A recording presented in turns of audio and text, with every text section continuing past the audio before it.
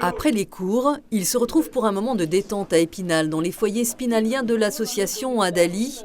Tous sont des mineurs non accompagnés des MNA, de jeunes migrants arrivés en France clandestinement.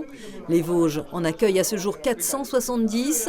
De par la loi, il revient à l'aide sociale à l'enfance, un service du département, de les prendre en charge. Une fois leur minorité reconnue, des équipes pluridisciplinaires les accompagnent. Un accompagnement en termes de santé, un accompagnement autour de l'insertion professionnelle, de la scolarité, un accompagnement aussi sur la société française. C'est important qu'ils sachent dans quelle société ils évoluent, quels sont les us et coutumes en France, voilà, comment ça fonctionne autour d'eux. Et vraiment, c'est un accompagnement social global, savoir habiter dans un logement. On a aussi beaucoup de jeunes qui ne savent pas habiter dans un logement, laver son logement, se faire à manger. C'est vraiment l'ensemble de l'accompagnement qui est proposé à chacun des jeunes. Tous ont un parcours douloureux et en parlent peu. Ousmane est parti de Guinée à l'âge de 15 ans avec sa sœur dont il a perdu la trace dans un périple qui l'a conduit en Tunisie puis en Italie. Il n'est que depuis 8 mois en France, à Épinal. Son français doit encore s'améliorer, mais ses aptitudes lui permettent de suivre une formation dans un lycée spinalien.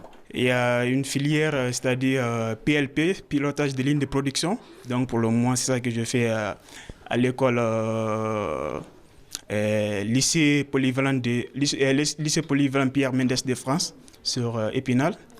Je pense que je n'ai pas trop de difficultés avec les matières. Le département accompagnera ces jeunes jusqu'à leurs 21 ans. Ils sont reconnaissants de l'aide reçue en France et dans les Vosges.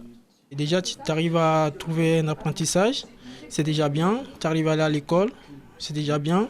Même si c'est difficile des fois de ne pas avoir les parents auprès de nous.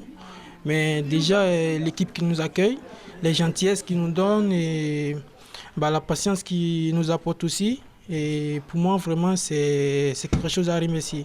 La grande majorité des MENA accueillis dans le département obtiendront un diplôme du CAP au bac pro. Et pour la vice-présidente du département en charge de l'enfance, leur envie de s'intégrer ne fait aucun doute. Ce qu'il faut comprendre, que ces gamins, ce sont des gamins qui ne sont pas venus sur notre territoire national par plaisir. Ce sont des gamins déracinés, ce sont des gamins qui sont partis de chez eux parce que forcés par le contexte économique, les conditions de vie. Pour eux, c'est un véritable déracinement. Et c'est des gamins qui forcent le respect parce que ce sont des enfants qui veulent réussir et s'intégrer. Et ils vont sur des métiers vraiment qui sont compliqués. Ils travaillent beaucoup dans les métiers de bouche, dans la restauration, dans le BTP, dans les travaux publics. Leur projet, c'est vraiment celui-là, c'est de rester sur le territoire. D'ailleurs, on a aussi beaucoup de jeunes. On voit maintenant, avec le recul, on a ouvert les premières places en 2013. On a vraiment la très grande majorité qui reste sur le territoire vosgien. Pour autant, les Vosges, comme d'autres départements, font face à une affluence de jeunes migrants. Ils étaient 150 de plus cette année que l'an passé, principalement des garçons d'origine africaine.